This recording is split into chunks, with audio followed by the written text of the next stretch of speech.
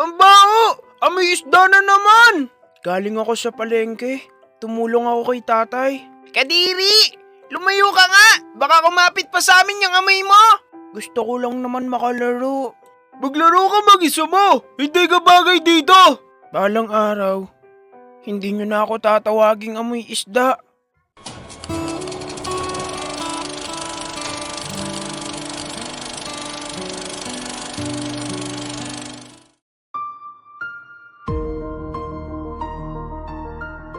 Sali ako!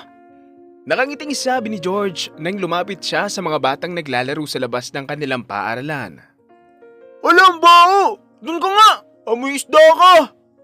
Bilyong sabi ng isang batang lalaki, si Michael, at naghalakhaka ng iba pang mga bata. Inamoy ni George ang sarili, at tama naman si Michael. Amoy isda siya. Tumutulong kasi siya sa kanyang amang kargador ng isda sa palengke. Madaling araw sila kung magtrabaho at wala na siyang oras para umuwi at maligo. Kaya naman amoy isda siya. Sorry na. Tumutulong kasi ako sa tatay ko sa pagbubuhat ng mga isda sa palengke kapag madaling araw. Yak! Ayaw namin ng kalarong mabaho! Doon ka na lang maglaro mag-isa! Wala na ngang nagawa si George kundi lumayo sa mga ito. Pag-uwi ng bahay ay kinausap siya ng kanyang ama. Tatay, pwede po bang wag na akong tumulong sa palengke? Amoy isda po kasi ako sa paaralan. Ayaw akong kalaro ng mga kaklase ko. Pasensya ka na anak. Kinailangan ko lang kasi ng tulong mo para mabilis ako makatapos at kumita tayo ng marami-rami. Hayaan mo na at kakayanin ko na lang mag-isa. Salamat po, tay. Kinabukasan nga ay hindi tumulong sa palengke si George. Bagong ligo siya nang pumasok sa paaralan, kaya naman isinali siya ng mga bata sa paglalaro. Pero nang umuwi siya ng bahay, ay nakita niyang pagod na pagod ang kanyang ama. Tay, bakit po pagod na pagod kayo? Madami kasing deliver sa palengke. Magpahinga ka na anak. May mga assignment ka pa ata. Napaisip si George. Baka sa mukha ng kanyang ama ang matinding pagod. May sakit kasi ang kanyang ina at hindi ito makatulong sa gawaing bahay. At hindi rin ito makapaghanap buhay. Kaya siya na lamang ang inaasahan ng kanyang ama. Nakabuo ng plano si George at kinabukasan ay maaga siyang nagising at naggayak. Laking gulat ng kanyang ama nang makita siyang hindi nakasuot ng uniforme. O anak, bakit hindi ka pa naka-uniforme? Baka mahuli ka sa klase mo. Sasama po ako sa palengke. Ha? Baka hindi ka na naman isali ng mga bata sa paaralan mo kapag amoy isda ka. Ayos lang po, tay. Nakita ko po kasi kung gaano kayo kapagod kapag hindi ko kayo tinutulungan. Okay lang naman ako anak. Naiiya nga ako sa iyo at pinagtatrabaho pa kita. Kabata-bata mo pa. Okay lang po, tay. Kahit hindi sila makipaglaro sa akin ay okay lang po. Mas gusto ko po kayong tulungan. Sigurado ka ba? Opo, tatay. Tara na po at baka tangaliin na po tayo. Tahimik lamang ang ama niya, pero punong-puno ng kaligayahan ang puso nito dahil napakabait niya. At gaya nga ng inaasahan, hindi na naman siya isinali ng mga bata sa paglalaro dahil amoy isda siya. Pero hindi na sumama ang loob niya dahil ang importante sa kanya ay ang makatulong sa kanyang ama at ina.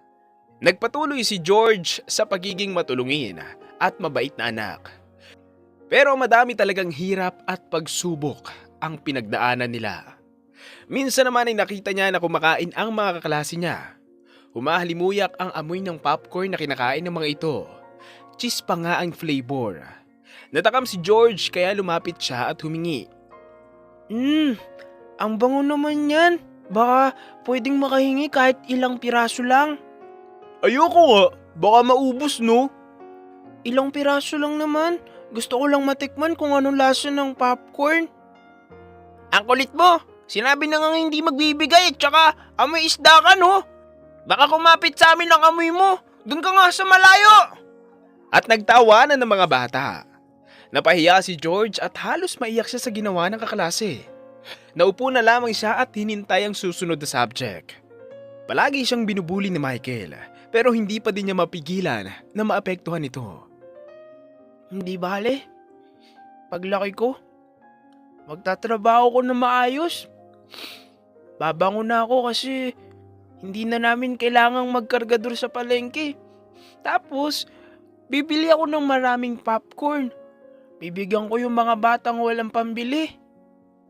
Bulong niya sa sarili, pero naputol ang kanyang agam-agam nang pumasok ang kanyang bagong guro, si Teacher Luz.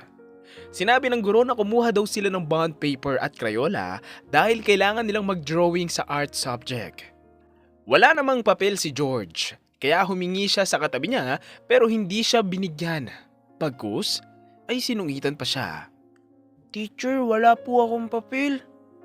Hay nako George, sinabi ko kahapon na kailangan niyong magdala ng papel, hindi ba? Sorry po, teacher. Wala po kasi kaming pambili ng papel. Malungkot na sabi ni George at nakayuko itong bumalik sa upuan. Nakita din niya na ang gaganda ng mga Crayola ng mga klase niya habang siya ay mayroon lamang 5 piraso ng putol-putol na Crayola. Sa sobrang lungkot ay isinubsob na lamang niya ang ulo sa lamesa niya. Muli siyang bumulong sa sarili.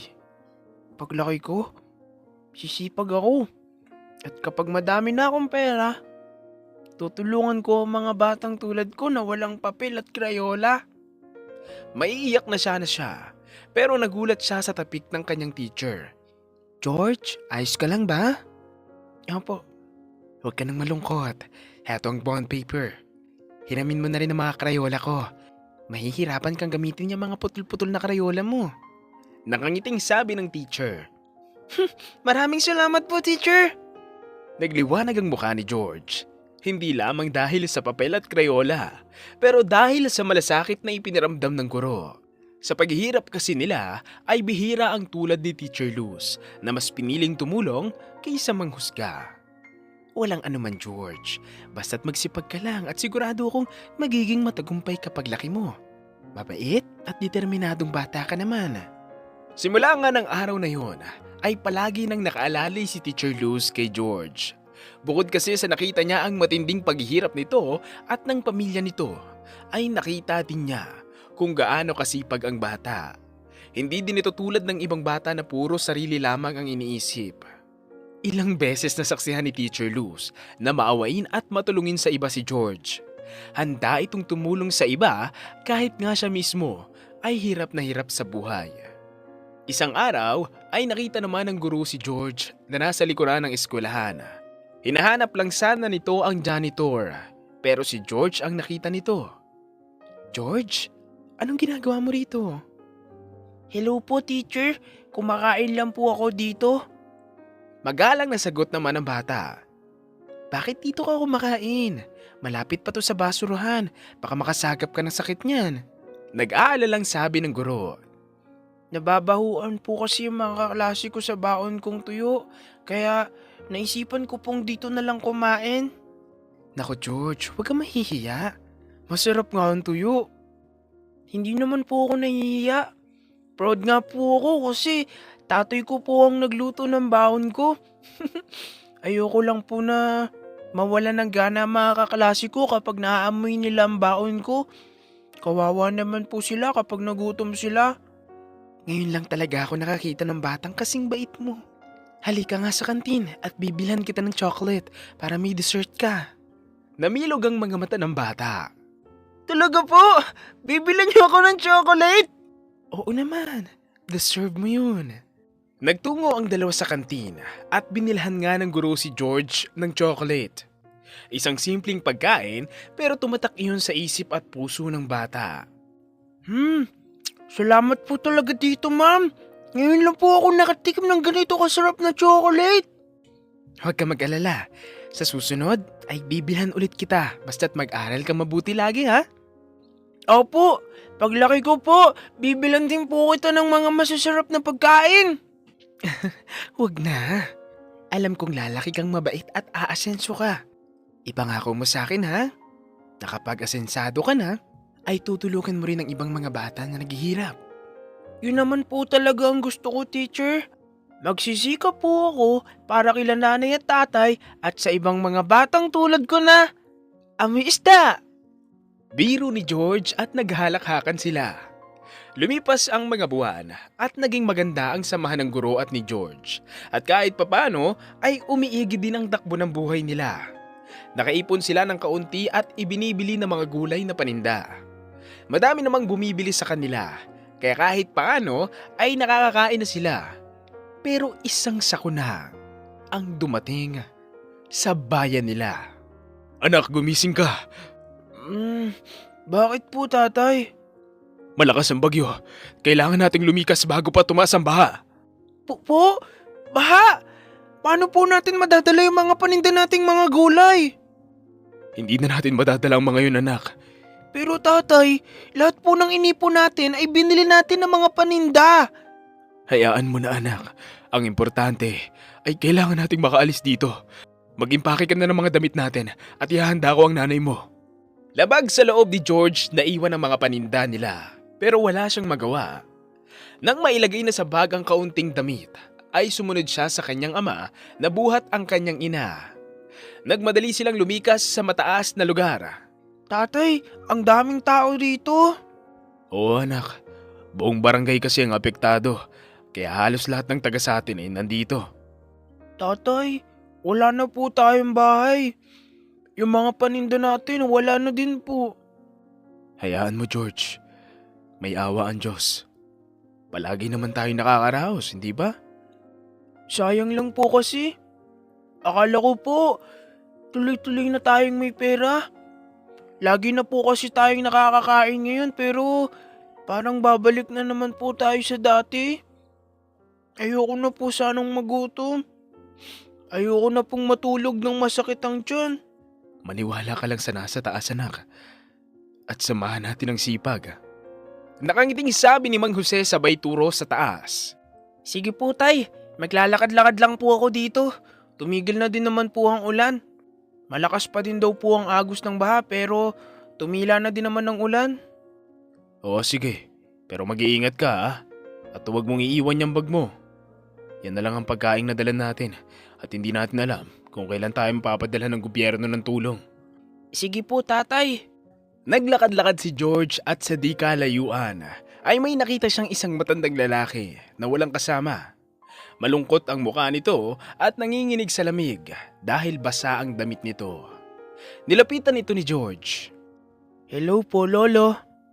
Hello, bata. Sagot nito. Ako po si George. Taga dito po ba kayo sa barangay namin? Ngayon ko lang po kasi kayo nakita. Hindi. Dumalaw lang ako sa anak ko.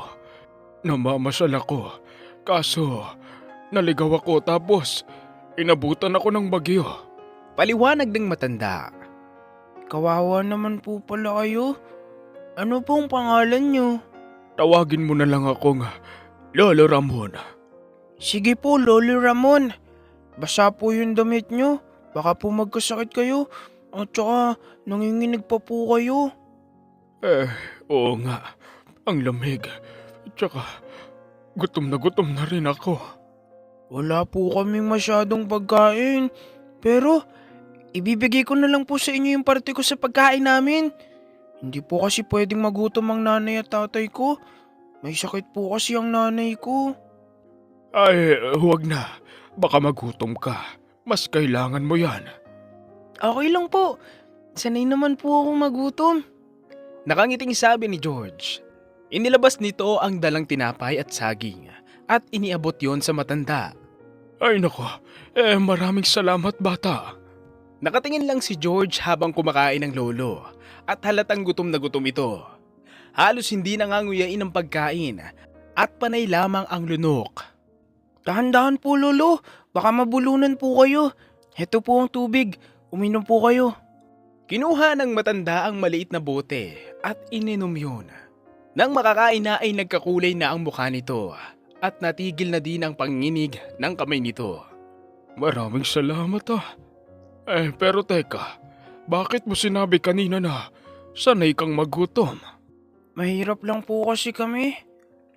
May mga araw nga po na walang kita ang tatay ko sa pagkakargador sa palengke.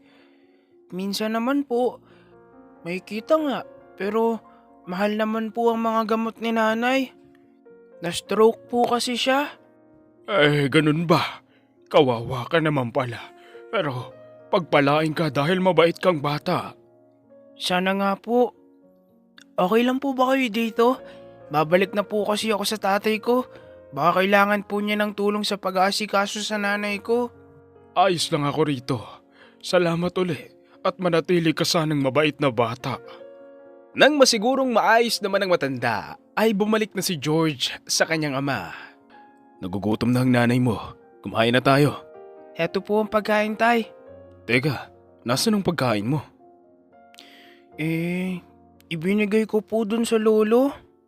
Kawawa po kasi siya. Mag-isa lang po siya at basang-basa. Paano ka? Busog pa naman po ako, tay. At saka, mas matanda po siya. Hindi po niya kayang magutom. Ayos lang naman po ako.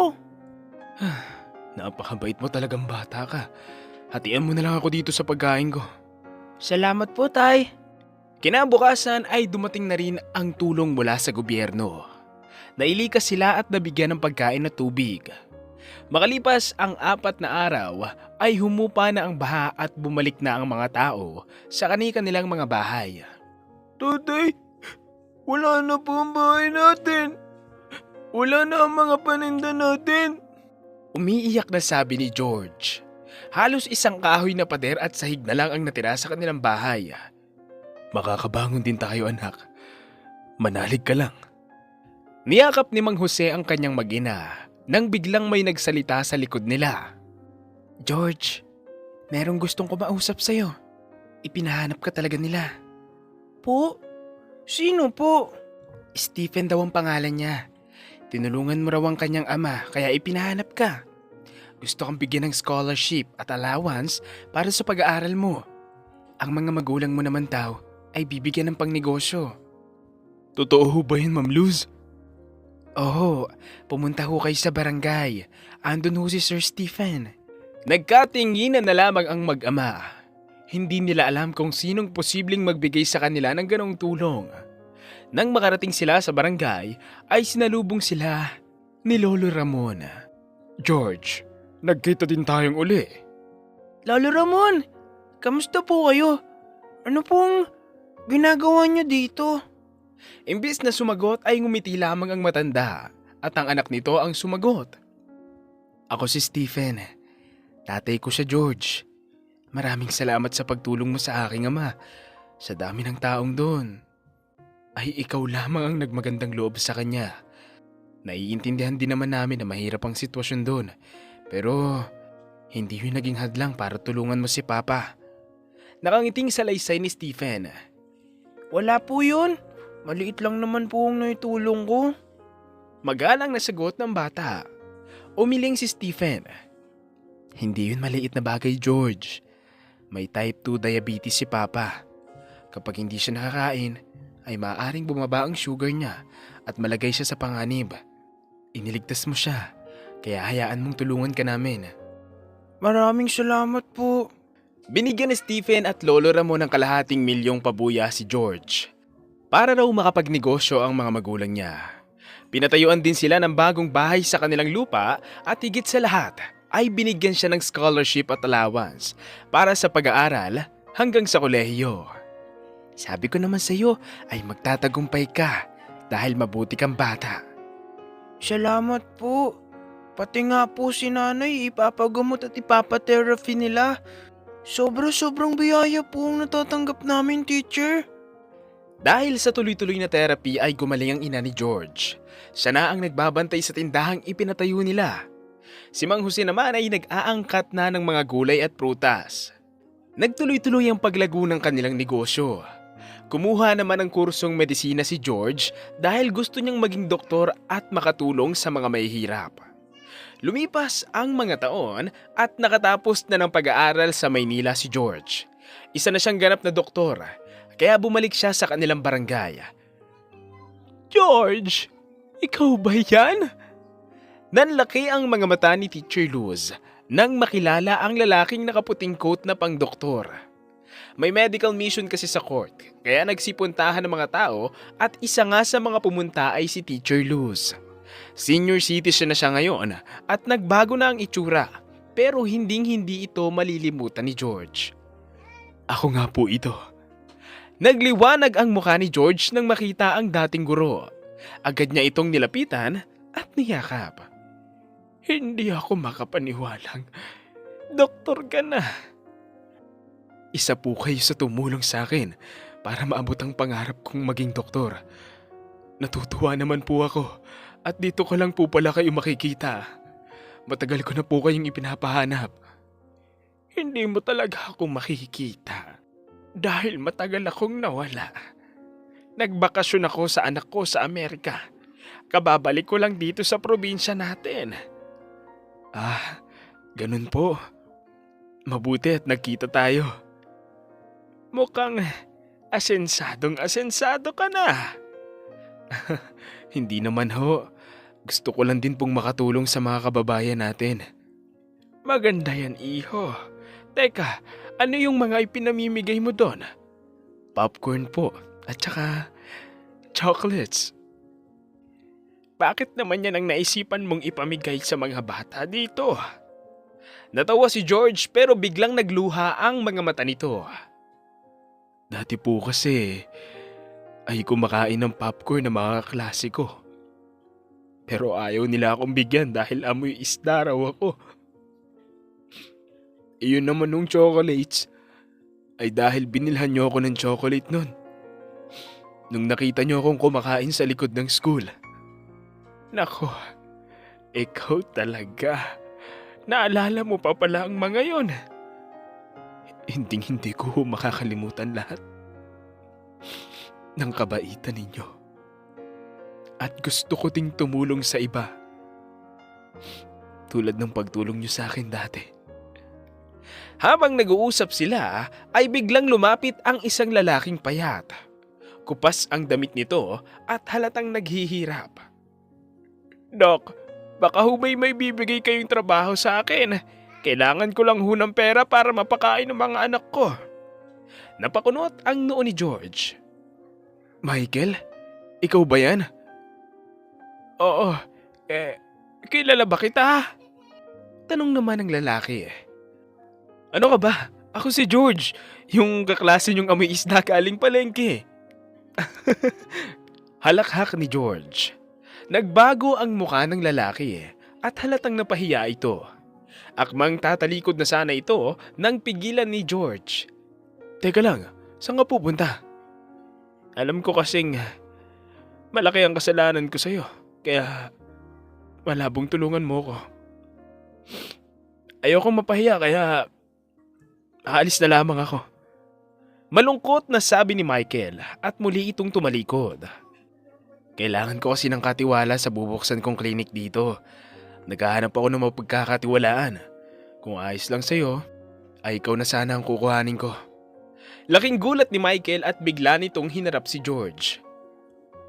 Tutulungan mo ako sa kabila ng lahat ng ginawa ko sa'yo? Ano ka ba, Michael? Ang tagal na noon. Mga bata pa tayo noon. Hindi ako nagtatanim ng sama ng loob. Lahat yun ay ginamit ko para tumibay ang dibdib ko at para maging determinado ako.